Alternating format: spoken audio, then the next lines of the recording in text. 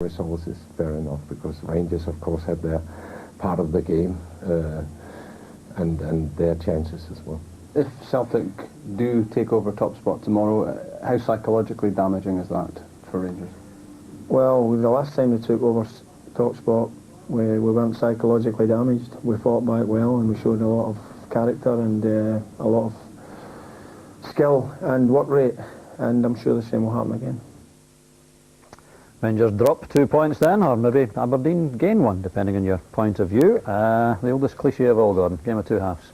It certainly was. If it looks at the highlights there, Rangers missed some really good chances in the first half. Could have the game sewn up, without question. Aberdeen seemingly weren't playing too well. I was listening to it in the radio, the highlights, and it was almost one-way traffic.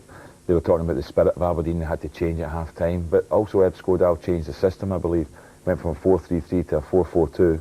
And that seemed to work as well, and in the second half they came more into it and got the reward, and they end up by getting 2 goals. Yeah. The criticism of Aberdeen always is, Paul, that they find something against Rangers that they certainly don't find against Celtic, and that must be frustrating for Eb Skodal. I think so. They do ever so well against the Rangers, and obviously it showed yesterday they had loads of chances, and it was nip and tuck, and really at the end Clough had a great save and a great hand, and obviously it could have ended up 3-2 Aberdeen. Yeah, and they look a good side in the second half at Aberdeen. They look as good a side as almost anyone else in the league, don't I they? think what's happened over the last 2 or 3 weeks, teams I've played against Old Firm have sort of given their best shot. It's started to work. Obviously it's going to be difficult against Old Firm to beat them, but like say Partick Thistle and Aberdeen and ourselves last week, we're starting to now at least compete better. Yeah, it certainly seems that way. Let's take a look then at the 4 goals in yesterday's match at Pittodrie, and the first of them, lovely finish from Arthur Newman, Gordon, wasn't it? It was an early strike. That's what caught out the Aberdeen defence. I don't think they were expecting him to hit it.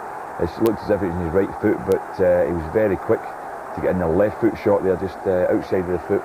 It's accurate. It's got a fair bit of pace on it. The keeper doesn't quite get moving for it. And arguably Rangers should have been more than one ahead, but a different story. Early in the second half, Leon Mike on the far post, Paul. Yeah, great delivery. Obviously, I think it's Morris Ross at the back, just got underneath the ball, and Leon Mike headers at the near post. It was an accurate header.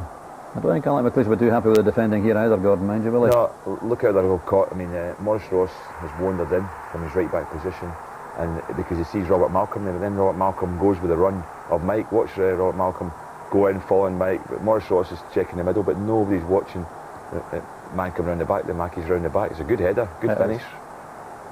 So 2-1, and Rangers at that stage in a little bit of trouble. There were 1 or 2 penalty claims in this match. We'll see the others in a second, but I don't think there's much argument about this one, Paul, surely, despite the Aberdeen defender's reaction.